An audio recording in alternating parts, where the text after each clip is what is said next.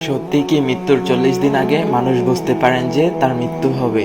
পবিত্র কোরআনুল কারিমে বর্ণিত হয়েছে, প্রত্যেক প্রাণীকে মৃত্যুর স্বাদ গ্রহণ করতে হবে। সূরা আল ইমরান। আমরা আশরাফুল মাকলুকাত, আল্লাহ তাআলা আমাদেরকে সৃষ্টি করেছেন সেরা জীব হিসেবে। আমরা একদিন পৃথিবী ছেড়ে চলে যেতে হবে, কেউ আগে যাবে, কেউ পরে যাবে। কিন্তু সত্যিই কি মৃত্যুর 40 দিন আগে মানুষ বুঝতে পারেন যে তার মৃত্যু হবে? এক ব্যক্তি হযরত আলী রাদিয়াল্লাহু তাআলা আনহুর নিকট উপস্থিত হয়ে আদবের সহিত বললেন, হে হযরত আলী, আমার এক বন্ধু ছিল যে গতকাল ইন্তেকাল করেছেন, কিন্তু কিছুদিন যাবৎ আমার সেই বন্ধু আমাদের কাছে এসে এমন সব কথাবার্তা বলতো যাতে করে তার কথাবার্তা শুনে মনে হচ্ছিল সে মারা যাবে। তাহলে কি মৃত্যুর আগে মানুষ বুঝতে পারে যে তার মৃত্যু সন্নিকট?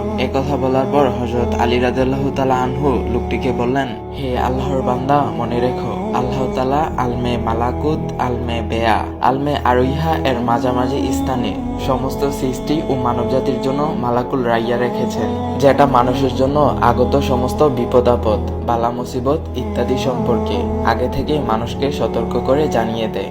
এই ইহকালীন জীবনটা শেষ হয়ে যাওয়াটাকে মানুষ মৃত্যু মনে করে। আসলে মৃত্যু এমন একটা জিনিস যেটা মানুষকে এক জীবন থেকে অন্য জীবনের দিকে নিয়ে যায়, আর একে বলে মৃত্যু। জীবন শেষ হয়ে যাওয়াটাকে মৃত্যু বলে না।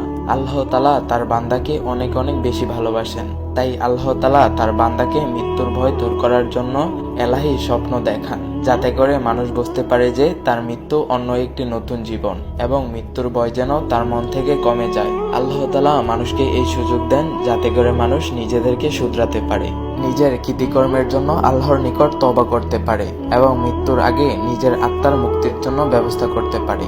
যেমনি ভাবে কোনো মানুষ যখন এক দেশ থেকে অন্য দেশে সফরে যায় এবং সফরে যাওয়ার জন্য প্রস্তুতি গ্রহণ করে এবং মাল সম্মান সরঞ্জাম সবকিছুর ব্যবস্থা করে রাখে, ঠিক তেমনি আল্লাহ তাআলা মানুষকে সুযোগ করে দেন যাতে করে মানুষ আখিরাতের জীবনের জন্য সবকিছুর ব্যবস্থা করে রাখতে পারে।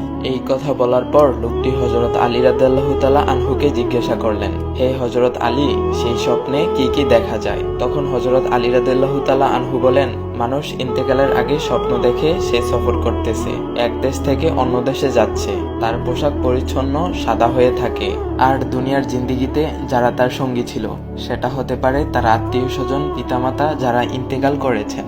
সেই স্বপ্নে দেখেন তারা তাকে নিতে এসেছেন এক দেশ থেকে অন্য দেশে। তখন স্বপ্নে মৃত সেই আত্মীয় স্বজনরা বলতে থাকেন, তোমাদের এই দেশের সফর শেষ হয়ে গিয়েছে, তোমাকে অন্য দেশে নিয়ে যাচ্ছি। মানুষ যখন স্বপ্নে দেখে তার মৃত আত্মীয় স্বজনের মধ্যে কেউ তাকে নিতে এসেছে এবং তারা